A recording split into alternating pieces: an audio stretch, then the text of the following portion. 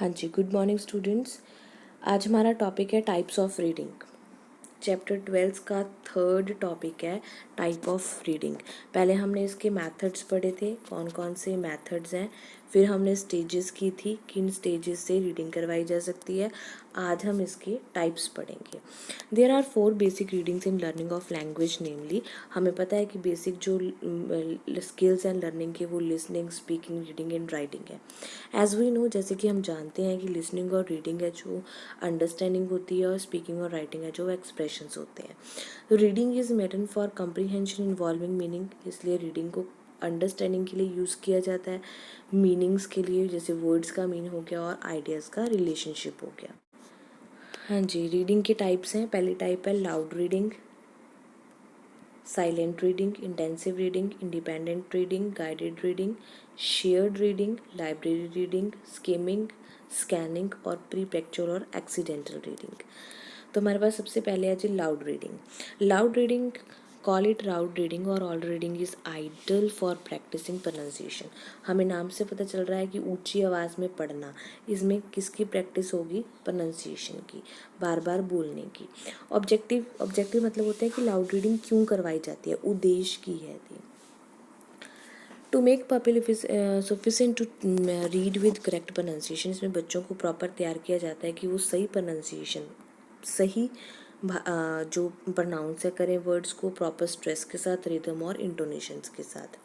To prepare ground for effective silent reading, इसमें silent reading के लिए ग्राउंड तैयार किया जाता है, क्योंकि बच्चों को पहले लाउड ऊंची बोल के पढ़ाया जाता है ताकि उनको पता चले कि उन्होंने कैसे बोलना है।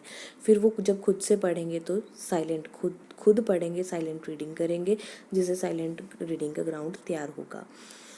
नेक्स्ट पॉइंट है to help students to read with expression and understanding, इससे बच्चों को एक्सप्रेशन और अंडरस्टैंडिंग के साथ पढ़ने में हेल्प मिलेगी। To enable the peoples to get pleasure out of book, उनको बुक पढ़ने का शौक हो जाएगा या हैबिट हो जाएगी, या उनको बुक पढ़ना अच्छा लगेगा। To give listening practice of the pupils, इसमें बच्चों की लिसनिंग प्रैक्टिस भी होगी, क्योंकि एक बच्चा ऊंची आवाज़ में पढ़ रहा है तो बाकी सारी क्लास उसको सुन रही है, तो इससे लिसनिंग प्रैक्टिस भी होगी। नेक्स्ट है जिसके प्रोसेस कैसे चलेगा। सबसे पहला स्टेप है model reading by the teacher. पता ही है हमें कि क्लास में सबसे पहले आके टीचर हमें बताएगा कि हमने कैसे पढ़ना है, तो मॉडल रीडिंग टीचर द्वारा की जाएगी, प्रॉपर प्रोनाउंसिएशन के साथ, प्रॉपर स्ट्रेस के साथ, रिदम और इंटोनेशंस के साथ। Not only once but the teacher has to give repeated loud reading until people learn it properly, सिर्फ एक बार ही नहीं, टीचर बार बार रिपीट करेगा जब तक बच्चे प्रॉपरली उसको लर्न नहीं कर लेते। But not in excess, otherwise they will become too dependent on the teacher. पर टीचर इतनी बार भी नहीं बताएगा कि बच्चे हैं जो टीचर पे ही डिपेंड हो जाएं और खुद से प्रैक्टिस ना करें। They must learn to fly of their own, उनको खुद से सीखना चाहिए, खुद से लर्न करना चाहिए। Model reading is just to train the auditory nerves of student.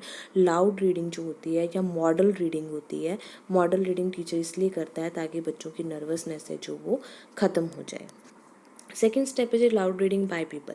पहली रीडिंग तो टीचर ने कर ली, दूसरी रीडिंग है जो वो बच्चे करेंगे। Now peoples will read loud one by one, एक एक करके, जैसे हम क्लास में बच्चों को टर्न वाइज पढ़ाना कि चलो अब तुम्हारी टर्न है, एक पैरा तुम पढ़ो, दूसरा पैरा तुम पढ़ोगे, तो इस तरह बच्चों को वन बाय वन पढ़ाया जाता है। The teacher corrects them if they commit any mistake in pronunciation और एक्सप्रेशन, टीचर उनकी जहाँ वह मिस्टेक करेंगे बोलने में तो टीचर उनको करेक्ट करेगा, but these correction should be done only when the pupal finishing is loud speaking. पर ये करेक्शन जो टीचर तब करेगा जब बच्चे ने अपनी लाउड रीडिंग है ख़त्म कर ली हो, मतलब एक पैरा पूरा कर लिया हो, उसके बाद ही टीचर बताएगा कि तुमने यहाँ गलती की थी। In the case of plays, अगर कोई प्लेस का केस है, people should be assigned rules as and they should read their prescriptive rules. अगर कोई प्ले पढ़ रहे हैं तो उसमें अलग अलग करेक्टर्स में बच्चों को खड़ा करके करेक्टर बांट दिए जाते हैं, तो वो बच्चा वही करेक्टर पढ़ेगा जो उसको टीचर ने दिया गया है। At senior level speed as well as accuracy should be emphasized, while at junior level only accuracy should be taken care। अगर सीनियर लेवल पे पढ़ाया जा रहा है तो वहाँ पे स्पीड और एक्यूरेसी का भी ध्यान रखा जाएगा, पर अगर जूनियर लेवल पे पढ़ा रहे हैं तो वहाँ सिर्फ एक्यूरेसी का ही ध्यान रखा जाएगा, स्पीड का नहीं, क्योंकि अभी वो बच्चे सीख रहे हैं। उसके बाद है जी सुजेशंस। सुजेशंस क्या होंगे? Speed at the cost of accuracy should not be increased. Speed at the accuracy, बच्चे को सही पढ़ना आना चाहिए, उसमें स्पीड है जो वो मैटर नहीं करती। Student reading should be following by the model reading by the teacher. बच्चों को वही फॉलो करना चाहिए जो उसकी टीचर ने उसको पढ़ाया है। They should be encourage to read with understanding. बच्चों को बढ़ावा देना चाहिए कि वो अंडरस्टैंडिंग के साथ ही पढ़े। ये ना हो कि उन्होंने पढ़ लिया और बाद में उनको समझ में भी नहीं आया कि उनके पढ़ क्या लिया।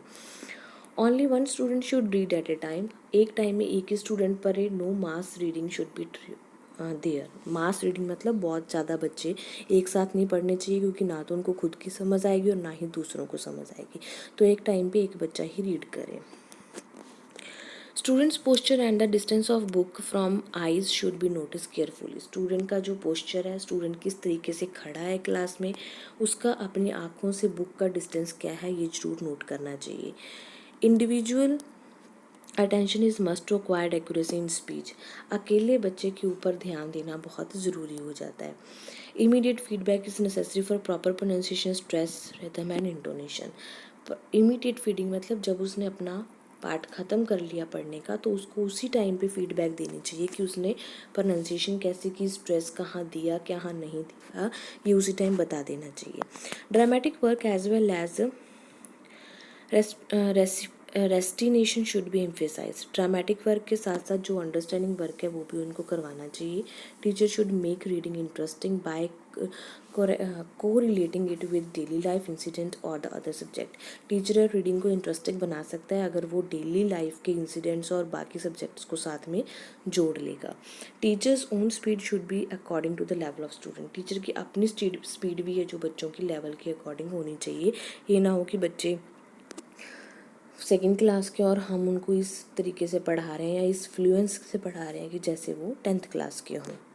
हाँ जी, हुन लाउड रीडिंग के फ़ायदे क्या हैं, मेरिट्स क्या है? Loud reading is ideal to master proper pronunciation with proper stress, rhythm and intonation. हमने बार बार पढ़ा कि इसमें स्ट्रेस किस बात पे दिया जाता है?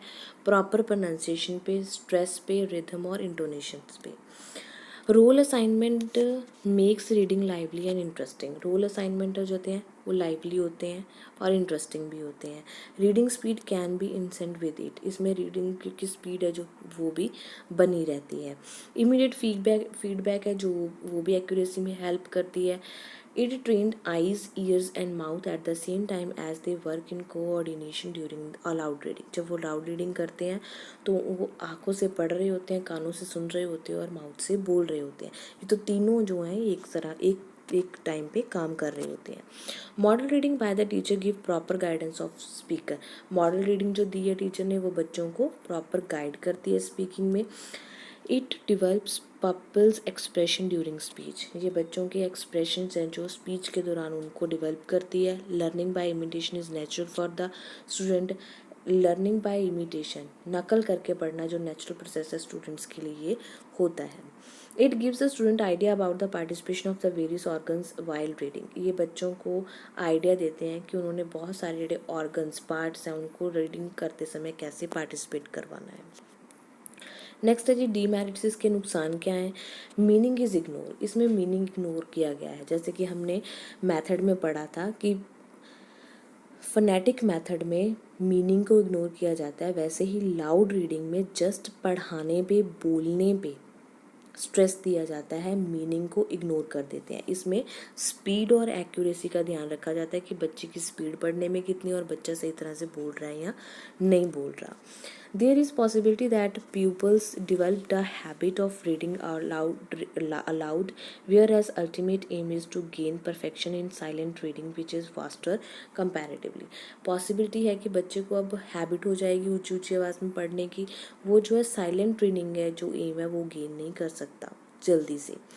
Many students are not attentive at all when one of the students are in reading aloud. बहुत सारे बच्चे ऐसे होते हैं जो क्लास में इंटेंटिव नहीं होते, भी दूसरा पढ़ रहा है पढ़ने दो कोई बात नहीं, जब हमारी टर्न आएगी तो हम पढ़ के अपनी बारी कंप्लीट कर देंगे। तो बहुत सारे बच्चे हैं जो इसमें अटेंशन नहीं देते। Individual attention is impossible in Indian over crowded classes. 20-20, 25-25, 50-50 बच्चे होने की वजह से जो है इंडिविजुअल अटेंशन नहीं दी जा सकती, अकेले बच्चे पे अटेंशन नहीं दी जा सकती। It is not fit for all type of children. Her type के बच्चे के लिए ये फिट नहीं है। कोई बच्चा देख के सीखता है, कोई बच्चा सुन के सीख रहा है, कोई बच्चा पढ़ के सीख रहा है। तो यहाँ पे सिर्फ पढ़ा जा रहा है और ये सारे टाइप के बच्चों के लिए फ़िट नहीं है। For library and self reading silent reading is required, not the loud one. अगर हम लाइब्रेरी में पढ़ रहे हैं या खुद से पढ़ रहे हैं तो वहाँ पे साइलेंट रीडिंग है जो वो ज़रूरी होती है, ना कि loud reading. It increase disturbance for the neighbouring class. इससे साथ वाली क्लास है जो वो ज़रूर डिस्टर्ब होती है, क्योंकि हम ऊँची ऊँची आवाज़ में एक बच्चा पढ़ रहा है तो साथ वाली क्लास में उसकी आवाज़ जा रही है तो वो क्लास डिस्टर्ब हो जाएगी। ठीक है जी, तो ये था हमारा पहला टाइप लाउड रीडिंग का, जिसमें हमने लाउड रीडिंग का मीनिंग समझा, उसका प्रोसीजर समझा, उसके मेरिट्स और डीमेरिट्स करने हैं। नेक्स्ट वीडियो में हम देखेंगे कि साइलेंट रीडिंग क्या है, इसके क्या नुकसान और फ़ायदे।